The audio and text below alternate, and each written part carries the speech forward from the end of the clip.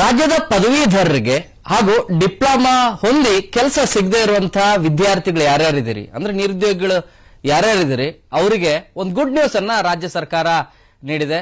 ಸರ್ಕಾರ ಅಂದ್ರೆ ಕಾಂಗ್ರೆಸ್ ಪಕ್ಷ ತನ್ನ ಪ್ರಣಾಳಿಕೆಯಲ್ಲಿ 5 ಗ್ಯಾರಂಟಿ ಸ್ಕೀಮ್ಗಳನ್ನ ಘೋಷಣೆ ಮಾಡಿತ್ತು. ಅದರಂತೆ ಇಲ್ಲಿವರೆಗೆ 4 ಗ್ಯಾರಂಟಿ ಸ್ಕೀಮ್ಗಳನ್ನ ಈಗಾಗಲೇ ಅನುಷ್ಠಾನಕ್ಕೆ ತಂದಿದೆ. ಕೆಲವೊಂದಷ್ಟು ಗೊಂದಲ ಇದೆ, ಅದರ ಮಧ್ಯನೂ ಕೂಡ ಅನುಷ್ಠಾನ ಮಾಡ್ತಾ ಇದೆ. ಇದೀಗ 5ನೇ ಗ್ಯಾರಂಟಿ ಸ್ಕೀಮ್ ಯಾವಾಗ ಬರುತ್ತೆ ಅಂತ ಹೇಳಿ ಎಸ್ಪೆಷಲಿ ಯಾರ್ಯಾರು ಪದವೀಧರರಾಗಿ ನಿರುದ್ಯೋಗಿಗಳಾಗಿರ್ತಾರೆ, ಅವ್ರಿಗೆ ಕೆಲಸ ಸಿಕ್ಕಿರೋದಿಲ್ಲ, ಅವರೆಲ್ಲರೂ ಕೂಡ ಕೇಳ್ತಾ ಇದ್ರು. ಮತ್ತು ಡಿಪ್ಲೊಮಾ ಹೊಂದಿದಂತ ವಿದ್ಯಾರ್ಥಿಗಳು ಯಾರ್ಯಾರಿದ್ದೀರಿ ಅವರು ಕೂಡ 6 ತಿಂಗಳಾಗಿದೆ ಇದುವರೆಗೂ ಜಾಬ್ ಯಾರು ಸಿಕ್ಕಿಲ್ಲ ಅಂತ ನಿರಾಶೆಯ ಭಾವನೆಯಲ್ಲಿದ್ರು ಅವರಿಗೆ ಸರ್ಕಾರ ಆರ್ಥಿಕ ಸಹಾಯವನ್ನ ಅಂದ್ರೆ ಒಂದು ನೆರವು ಕೊಡುವಂತ ಕೆಲಸವನ್ನ ಮಾಡ್ಲಿಕ್ಕೆ ಮುಂದಾಗ್ತಾ ಇದೆ. ಯಾಕಂದ್ರೆ ಇದು ಮೊದಲೇ ಆರಂಭ ಆಗ್ಬೇಕಾಗಿತ್ತು, 6 ತಿಂಗಳ ಮೊದಲಿಂದನೇ ಆರಂಭ ಆಗ್ಬೇಕಾಗಿತ್ತು. ಯಾವಾಗಿಂದ ಆಗತ್ತೆ ಅಂತನೂ ಕೂಡ ಎಲ್ಲರೂ ಕೂಡ ಕೇಳ್ತಾ ಇದ್ರು. ಸೊ ಸರ್ಕಾರ ಈಗ ಅಧಿಕೃತವಾಗಿ ಘೋಷಣೆಯನ್ನ ಮಾಡಿದೆ. ಜನವರಿ ತಿಂಗಳಿಂದ ಅಧಿಕೃತವಾಗಿ ಇದು ಅನುಷ್ಠಾನ ಆಗತ್ತೆ. ಇದೇ ತಿಂಗಳು 21ನೇ ತಾರೀಕಿಂದ ಅರ್ಜಿ ಸಲ್ಲಿಕೆ ಮಾಡಬಹುದು ಅಂತ ಹೇಳಿ ವೈದ್ಯಕೀಯ ಶಿಕ್ಷಣ ಸಚಿವರಂತ ಡಾಕ್ಟರ್ ಶರಣ್ ಪ್ರಕಾಶ್ ಪಾಟೀಲ್ ಅವರು ಟ್ವೀಟ್ ಮಾಡಿದ್ದಾರೆ. ಟ್ವೀಟ್ ಮಾಡಿ ಅಧಿಕೃತವಾಗಿ ಮಾಹಿತಿಯನ್ನು ಕೊಟ್ಟಿದ್ದಾರೆ. ಈ ಮೂಲಕ ಯುವ ನಿಧಿ ಗ್ಯಾರಂಟಿ ಸ್ಕೀಮ್ ಏನಿದೆ ಇದು ರಾಜ್ಯ ಸರ್ಕಾರದ ಕಾಂಗ್ರೆಸ್ ಪಕ್ಷದ 5ನೇ ಪ್ರಮುಖವಾದಂತಹ ಗ್ಯಾರಂಟಿ ಸ್ಕೀಮ್ ಇದು. ಈ ಸ್ಕೀಮ್ ಇಂಪ್ಲಿಮೆಂಟ್ ಮುಂದಿನ ತಿಂಗಳಿಂದ ಅಂದ್ರೆ ಹೊಸ ವರ್ಷ ಜನವರಿ ತಿಂಗಳಿಂದ ಅನುಷ್ಠಾನ ಆಗತ್ತೆ. ಈ ತಿಂಗಳ 21ನೇ ತಾರೀಕಿಂದನೇ ನೀವು ಅರ್ಜಿಯನ್ನ ಸಲ್ಲಿಸಬಹುದು. ಇದರ ಬಗ್ಗೆ ಇನ್ನಷ್ಟು ಮಾಹಿತಿಯನ್ನ ಕೊಡ್ತೇನೆ ಅಂತನೂ ಕೂಡ ಸಚಿವರು ಹೇಳಿದ್ದಾರೆ. ಹಾಗಾದ್ರೆ ನಿಮಗೆ ಯುವ ನಿಧಿಯ ಸ್ಕೀಮ್ ಅನ್ನ ಒಂದ್ಸರಿ ರೀಕಾಲ್ ಮಾಡುವಂತ ಕೆಲಸವನ್ನ ಮಾಡ್ತೀನಿ. ಯಾರು ಇದರ ಫಲಾನುಭವಿ ಆಗ್ತಾರೆ? ಯಾಕಂದ್ರೆ ಬಹಳಷ್ಟು ಜನರಿಗೆ ಈಗಲೂ ಕೂಡ ಗೊಂದಲ ಇದೆ. ನಾನು ಡಿಗ್ರಿ ಈಗಷ್ಟೇ ಮುಗಿಸಿದ್ದೀನಿ, ನಾನು ಇದರ ಫಲಾನುಭವಿ ಆಗ್ತೀನ? ಡಿಪ್ಲೊಮಾ ನಾನು ಮಾಡಿದ್ದೀನಿ, ಆದರೆ 1-2 ಸಬ್ಜೆಕ್ಟ್ ಫೇಲ್ ಆಗಿದೆ, ನಾನು ಫಲಾನುಭವಿ ಆಗ್ತೀನ? ಈ ರೀತಿ ಸಾಕಷ್ಟು ಕೆಲವು ಪ್ರಶ್ನೆಗಳಿದಾವೆ. ಆ ಪ್ರಶ್ನೆಗಳ ಉತ್ತರನೂ ಕೂಡ ಕೊಡ್ತೀನಿ. ಮತ್ತು ಅರ್ಜಿ ಹೇಗೆ ಹಾಕೋದು ಇದು ಕೂಡ ಬಹಳ ಇಂಪಾರ್ಟೆಂಟ್.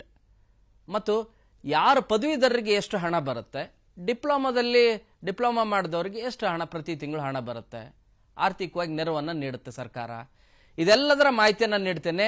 ಈ ವಿಡಿಯೋನ ಕಂಪ್ಲೀಟ್ ಆಗಿ ನೋಡಿದ್ರೆ ನಿಮಗೆ ಯುವ ನಿಧಿ ಸ್ಕೀಮ್ ಅಂದ್ರೆ ಏನು, ಮತ್ತು ಈ ಸ್ಕೀಮಿಂದ ಯಾರ್ಯಾರಿಗೆ ಅನುಕೂಲ ಆಗತ್ತೆ, ಮತ್ತು ಯಾರು ಫಲಾನುಭವಿ ಆಗ್ತಾರೆ ಮತ್ತು ಯಾರು ಫಲಾನುಭವಿ ಆಗೋದಿಲ್ಲ, ಯಾವಾಗಿಂದ ಅರ್ಜಿ ಸಲ್ಲಿಸಬಹುದು ಮತ್ತು ಯಾವಾಗಿಂದ ಇಂಪ್ಲಿಮೆಂಟ್ ಆಗತ್ತೆ, ಇದೆಲ್ಲದರ ಡೀಟೇಲ್ ನಿಮಗೆ ಕೊಡ್ತಾ ಹೋಗ್ತೀನಿ. ಮೊದಲನೇದಾಗಿ ರಾಜ್ಯ ಸರ್ಕಾರದ ಬಹಳ ಪ್ರಮುಖವಾದಂತಹ ಮಹತ್ವಾಕಾಂಕ್ಷಿ ಯೋಜನೆಗಳು ಎಲ್ಲವೂ ಕೂಡ 4 ಯೋಜನೆಗಳು ಅನುಷ್ಠಾನ ಆಗಿದ್ದಾವೆ. ಅದರಲ್ಲೂ ಕೂಡ ನಿಮಗೆ ಗೃಹಲಕ್ಷ್ಮಿ ಸ್ಕೀಮ್ಗಂತೂ ತುಂಬಾ ಡಿಮ್ಯಾಂಡ್ ಇದೆ. ಈಗಲೂ ಕೂಡ ಅಪ್ಲಿಕೇಶನ್ ಹಾಕಬೇಕು ಅಂತಲೂ ಕೂಡ ಬಹಳಷ್ಟು ಜನ ಕೇಳ್ತಾ ಇದ್ದಾರೆ. ಆದರೆ ಸದ್ಯಕ್ಕೆ APL ಮತ್ತು BPL ಕಾರ್ಡ್ ಹೊಸದಾಗಿ ತಿದ್ದುಪಡಿಗೂ ಅವಕಾಶ ಕೊಡ್ತಾ ಇಲ್ಲ, ಹೊಸ ಅರ್ಜಿಗೂ ಅವಕಾಶ ಕೊಡ್ತಾ ಇಲ್ಲ. ಈಗ ಯಾರ್ಯಾರಿದ್ದಾರೆ ಅವರಿಗೆ 3 ತಿಂಗಳಿಂದನೂ ಕೂಡ ಕಂತಲ್ಲಿ ಹಣವನ್ನ ಕೊಡ್ತಾ ಬಂದಿದ್ದಾರೆ. ಈಗ ಹೇಳ್ತಿರುವಂತ ಉದ್ದೇಶ, ಪ್ರಮುಖವಾದಂಥ ವಿಚಾರ ಅಂದ್ರೆ ಯುವ ನಿಧಿ ಸ್ಕೀಮ್.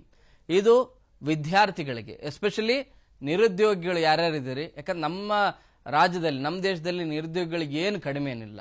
ಡಿಗ್ರಿ ಮಾಡಿರ್ತಾರೆ, ಡಬಲ್ ಡಿಗ್ರಿ ಮಾಡಿರ್ತಾರೆ, ಡಿಪ್ಲೊಮಾ ಹೋಲ್ಡರ್ಸ್ ಇರ್ತಾರೆ, ಆದರೆ ಕೆಲಸ ಸಿಕ್ಕಿರೋದಿಲ್ಲ ಸರಿಯಾಗಿ. ಸೊ ಈ ಹಿನ್ನೆಲೆಯಲ್ಲಿ ಅವರಿಗೆ ನೆರವಾಗಬೇಕು ಅಂತೇಳಿ ಯುವ ನಿಧಿ ಗ್ಯಾರಂಟಿ ಸ್ಕೀಮ್ ಅನ್ನ ತಗೊಂಬಂದಿದ್ದಾರೆ.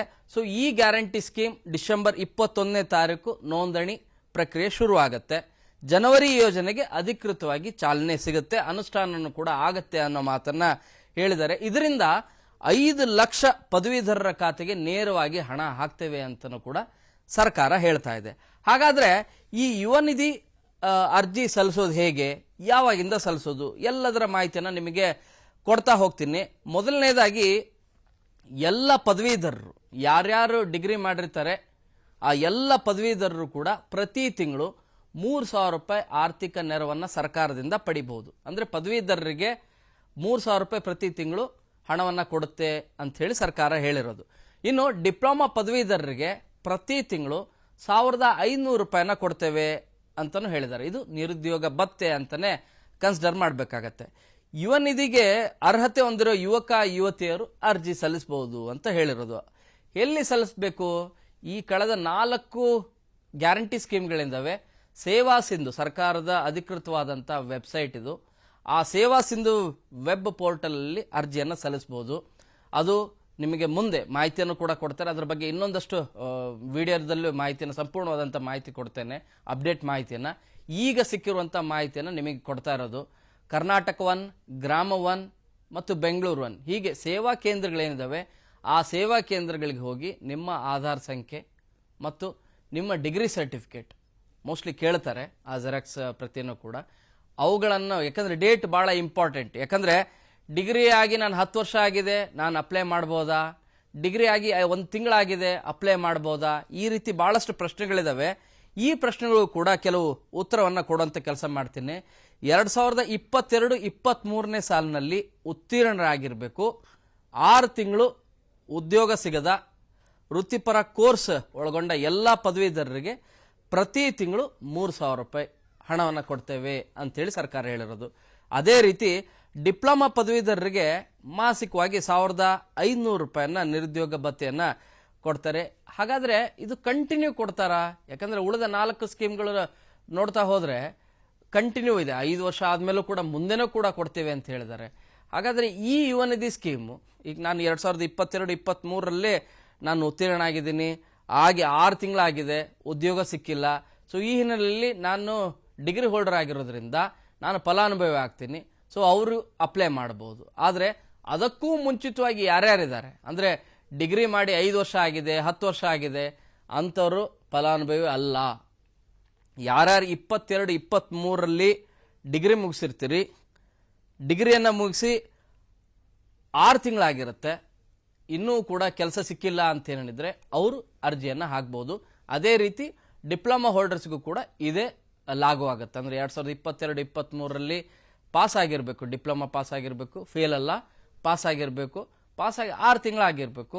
6 ತಿಂಗಳಾದರೂ ಕೂಡ ಬೇರೆ ಯಾವ ಕೆಲಸ ಇಲ್ಲ ಅಂತಂದರೆ ಅವರು ಅಪ್ಲೈಯನ್ನು ಮಾಡ್ಬೋದು.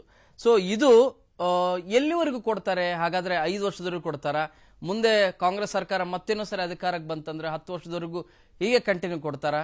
ಇಲ್ಲ, ಗರಿಷ್ಠ ಇರೋದು 2 ವರ್ಷದ ಅವಧಿಗೆ ಮಾತ್ರ ಈ ಯೋಜನೆ ಅಡಿ ನಿರುದ್ಯೋಗ ಭತ್ಯೆ ಸಿಗುತ್ತೆ. ಅಂದರೆ ನಾವು ಈಗ ಅಪ್ಲೈ ಮಾಡಿದ್ರೆ ಇನ್ನು 2 ವರ್ಷಗಳ ಕಾಲ, ಈಗ ಉದಾಹರಣೆಗೆ ನಾನು ನಿರುದ್ಯೋಗಿ 2022-23ರಲ್ಲಿ ಡಿಗ್ರಿ ಪಾಸ್ ಆಗಿದ್ದೀನಿ, ಇಲ್ಲ ಡಿಪ್ಲೊಮಾ ಪಾಸ್ ಆಗಿದ್ದೀನಿ, ಕೆಲಸ ಇಲ್ಲ. ಸೊ ಪ್ರತಿ ತಿಂಗಳು ನಿಮ್ಮ ಖಾತೆಗೆ DBT ಮೂಲಕ ಹಣವನ್ನು 2 ವರ್ಷದವರೆಗೂ, ಮುಂದಿನ 2 ವರ್ಷದವರೆಗೂ ಕೊಡ್ತಾರೆ, ಅಥವಾ ಉದ್ಯೋಗ ಸಿಗೋವರೆಗೂ. ಉದಾಹರಣೆಗೆ ನನಗೇನಾದರೂ ಗೌರ್ಮೆಂಟ್ ಜಾಬ್ ಸಿಕ್ತು 3 ತಿಂಗಳಾದ ಕೂಡಲೇ ಅಂತಂದರೆ, ಸೊ ನಾನು ಡ್ರಾಪ್ ಮಾಡಬೇಕಾಗತ್ತೆ. ಇಲ್ಲದೆ ಆದರೆ ಅವರು ಕೂಡ ಕ್ರಾಸ್ ಚೆಕ್ ಮಾಡಿ ಬೇರೆ ಜಾಬ್ ಸಿಕ್ಕಿದೆ ಇವರಿಗೆ ಅಂತ ಹೇಳಿ ಇಮಿಡಿಯೇಟ್ ಆಗಿ ಅದನ್ನು ಕ್ಯಾನ್ಸಲು ಕೂಡ ಮಾಡ್ತಾರೆ. ಹೇಗೆ ಮಾಡ್ತಾರೆ ಅದ್ರ ಬಗ್ಗೆನೂ ಕೂಡ ಈ ಹಿಂದೆ ಬೇರೆ ಬೇರೆ ವಿಡಿಯೋಗಳಲ್ಲಿ ಮಾಹಿತಿಯನ್ನು ಕೊಟ್ಟಿದ್ದೀನಿ. ನಿಮ್ಮ ಆಧಾರ್ ಕಾರ್ಡ್, ಬ್ಯಾಂಕ್ ಡೀಟೇಲ್ ಪ್ರತಿಯೊಂದನ್ನು ಕೂಡ ಕ್ರಾಸ್ ಚೆಕ್ ಮಾಡ್ತಾರೆ. ಕ್ರಾಸ್ ಚೆಕ್ ಮಾಡಿದಾಗ ಆಬ್ವಿಯಸ್ಲಿ ಗೊತ್ತೇ ಆಗುತ್ತೆ. ಯಾಕಂದರೆ BPL ಕಾರ್ಡಲ್ಲಿ ಸರ್ಕಾರಿ ನೌಕರರೇ BPL ಕಾರ್ಡನ್ನು ಹೊಂದಿದ್ರು, ಅವ್ರನ್ನೆಲ್ಲರನ್ನೂ ಕೂಡ ಕ್ಯಾನ್ಸಲ್ ಮಾಡ್ತಾ ಬಂದಿದ್ರು. ಸೊ ಅದೇ ರೀತಿ ಇಲ್ಲೂ ಕೂಡ ಫಿಲ್ಟರ್ ಮಾಡುವಂಥ ಕೆಲಸನೂ ಕೂಡ ಆಗುತ್ತೆ. ಸೊ ಯುವ ನಿಧಿ ಸ್ಕೀಮ್ ಏನಿದೆ ಸರ್ಕಾರದ 5ನೇ ಗ್ಯಾರಂಟಿ ಸ್ಕೀಮ್ ಇದು. ಈ ಗ್ಯಾರಂಟಿ ಸ್ಕೀಮ್ ಈ ತಿಂಗಳು 21ನೇ ತಾರೀಕು ಅರ್ಜಿ ಪ್ರಕ್ರಿಯೆ ಆರಂಭ ಆಗುತ್ತೆ. ಹೇಗೆ ಮಾಡ್ತಾರೆ ಏನಿಲ್ಲ ಅಂದ್ರೆ ಮತ್ತಷ್ಟು ಡೀಟೇಲನ್ನು ಮತ್ತೊಂದು ವಿಡಿಯೋದಲ್ಲಿ ಮಾಡ್ತೀನಿ. ಈಗ ಸಿಕ್ಕಿರುವಂಥ ಮಾಹಿತಿನ ನಿಮ್ಮ ಮುಂದೆ ಮಾಹಿತಿಯನ್ನು ಕೊಟ್ಟಿದ್ದೀನಿ. ಈ ವಿಡಿಯೋ ಇಷ್ಟ ಆಗಿದ್ರೆ ಲೈಕ್ ಮಾಡಿ, ಏನಾದರೂ ಇದ್ರ ಸಂಬಂಧಿಸಿದಂತೆ ಪ್ರಶ್ನೆಗಳಿದ್ರೆ ಕಾಮೆಂಟ್ ಮಾಡಿ, ಶೇರ್ ಮಾಡೋದು ಮರಿಬೇಡಿ. ಕ್ಯಾಮ್ರಾ ಪರ್ಸನ್ ಸುನಿಲ್ ಜೊತೆ ಶರಣು ಹಂಪಿ, ನ್ಯೂಸ್ 18.